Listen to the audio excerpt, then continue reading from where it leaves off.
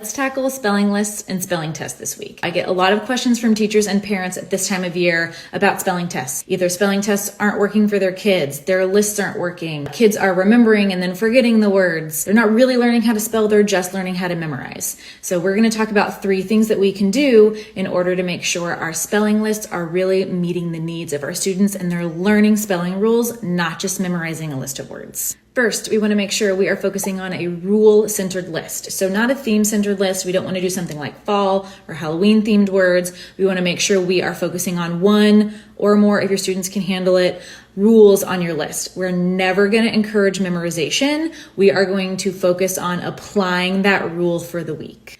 2, when we choose rules, we're going to make sure they are rules that these students know how to read with. So reading is a foundational skill for spelling. It's not for memorizing, but it's very much a foundational skill for spelling. So if your students are not able to read those words, then they might not be ready to spell with them yet. So whenever you pick your rule, make sure it is a rule that they can confidently read with. 3, we want to do phoneme and grapheme pairs when we are introducing our spelling list. So we might say something like, this week we're going to be focusing on the J and G sounds and how the letter G is used to spell those sounds. We wouldn't just say, we're spelling with G this week. We want to pair the sound, the phoneme, with the letter or the grapheme. If you have older students and they've already mastered their phoneme-grapheme relationships, you can focus on syllable types or syllable patterns to meet their needs with their spelling. Lastly, we also want to make sure we are modeling what to do when our students don't know how to spell a word. So instead of encouraging them to guess or just go off their memory,